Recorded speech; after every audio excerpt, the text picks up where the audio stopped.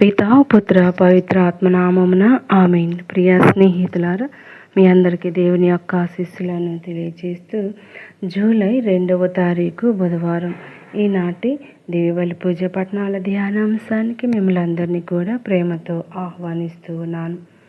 ఆదికాండం 21వ అధ్యాయం 5వ వచనం నుండి మరియు 8వ వచనం నుండి 20వ వచనం వరకు, మత్తయి సువార్త 8వ అధ్యాయం 28వ వచనం నుండి 34వ వచనం వరకు సువార్త పట్టణాన్ని చదువుకొని ధ్యానించుదాం. ఆవలి తీరమందలి గదరేనీయుల ప్రాంతమునకు యేసు చేరగా దెయ్యములు పట్టిన వారిద్దరూ సమాధుల్లో నుండి వెలుపలికి వచ్చిరి. వారు ఉగ్ర స్వరూపులు. వారున్న ఆ మార్గమున పోవుటకు ఎవరికి ధైర్యము చాలకుండెను. దేవుని కుమారుడా, మాతో నీకేం పని? సమయం ఆసన్నము కాక మునుపే మమ్ము శిక్షింపవచ్చితివా అని వారిద్దరూ బిగ్గరగా కేకలు వేసిరి. ఆ సమీపముననే ఒక పెద్ద పందుల మంద మేయుచుండెను. మమ్ములను ఇచ్చట నుండి పారద్రోల దలచిన ఎడల ఈ పందుల మందలోనికి పోనిమ్ము అని ఆ దెయ్యములు యేసును కోరగా ఆయనట్లే పొండు అని సెలవిచ్చెను. అంతటా అవి వారిని విడిచిపెట్టి పందులలోకి ప్రవేశించెను. వెంటనే నెట్టు నిలువనున్న ఆ మెట్ట నుండి ఆ పందుల మంద సముద్రంలో పడి మునిగి ఊపిరాడక చచ్చెను. ఆ మంద కాపరులు పట్టణంలోనికి పరిగెత్తి జరిగిన విషయములనెల్లా ప్రజలకు వినిపించిరి. దెయ్యములు పట్టిన వారి విషయం కూడా తెలిపిరి. అంతటా ఆ పట్టణ వాసులెల్లరూ వచ్చి యేసును కలిసి తమ ప్రాంతమును విడిచిపోమ్మని ఆయనను బ్రతిమాలిరి. ఇది ప్రభు వాక్కు. సర్వేశ్వరునికి వందనములు. ధ్యానాంశం: కుటుంబ సమస్యలు మనిషి జీవితాన్ని అతలాకుతలం చేస్తాయి. మరి ముఖ్యంగా స్వార్థం అనే సమస్య కుటుంబాలను చిన్నభిన్నం చేస్తుంది. దీనివల్ల కుటుంబంలో ప్రేమ, ఆప్యాయతలు తగ్గిపోతాయి. కఠినమైన సందర్భాల్లో మనం దేవుని చిత్తాన్ని గ్రహించడం చాలా కష్టం. ఈనాటి మొదటి పట్టణంలో అబ్రహాము, సారా మరియు హాగారు మధ్యలో నలిగిపోయాడు. కన్న కొడుకు మీద పెంచుకున్న ప్రేమ అంత సులువుగా ఇజ్రాయేలును వదిలిపెట్టలేదు. కానీ చివరికి అబ్రహాము దైవ చిత్తానికి తలొగ్గి తాను కొడుకు మీద పెంచుకున్న ప్రేమ త్యాగం చేశాడు. అబ్రహాం చేసిన త్యాగమే ఇజ్రాయేలును ఒక గొప్ప జాతికి మూల పురుషుని చేసింది. కనుక మనకున్న రక్త సంబంధాలను, కుటుంబ బంధాలను, వాటిని తెంచుకొని మనం దేవుని కొరకు త్యాగం చేసినప్పుడే మనం దేవుని చిత్తాన్ని నెరవేర్చడానికి సిద్ధమవుతాం.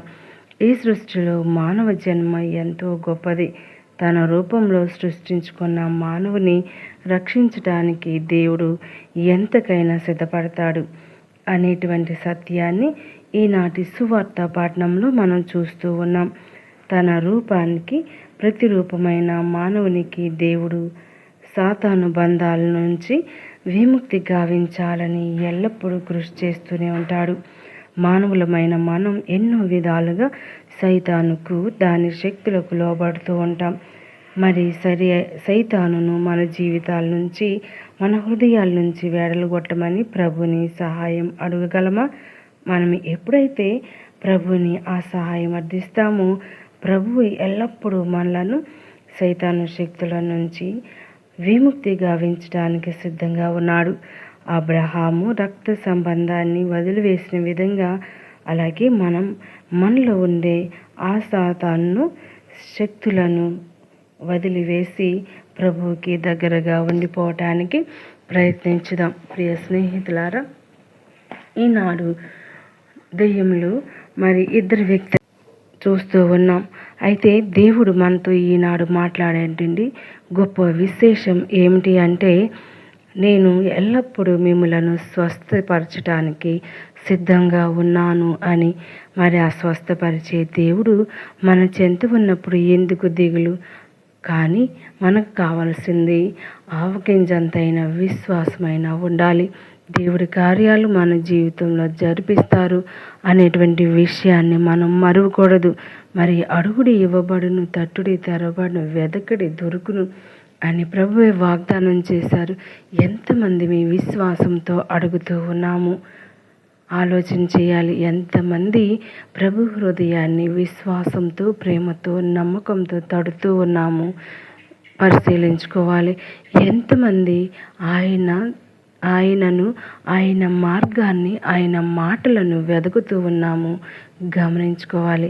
ప్రియ స్నేహితులారా, పిలిచి పలికే దేవుడు మన దేవుడు.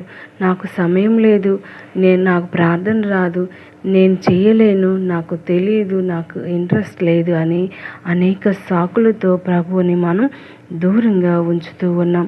మరి అటువంటి సమయాల్లో దేవుని యొక్క సహాయం మనకు అవసరం.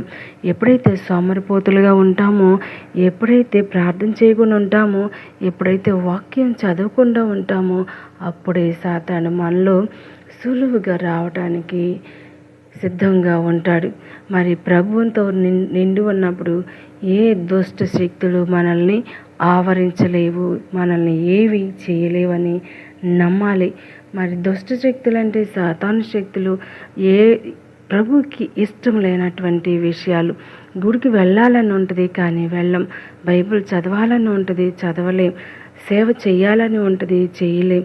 మరి అబద్ధాలు ఆడకుండా ఉండాలి అనిపిస్తుంది కానీ ఆడుతూనే ఉంటాం. మరి వాక్యం చదవాలి, ఈ గొప్ప గొప్ప కార్యాలు చేస్తూ ఉన్నప్పుడు మనల్ని చేయకుండా అడ్డుపడేది సైతాను యొక్క లక్షణాలు. ఆ లక్షణాల నుంచి బయటపడాలి అంటే నమ్మకంతో, విశ్వాసంతో ప్రభుని చేరుకుందాం. పిత, పుత్ర, పవిత్ర ఆత్మదేవుడు ఎల్లప్పుడూ మనల్ని దీవించి ఆశీర్వదించమని, కాచి కాపాడమని వేడుకుందాం.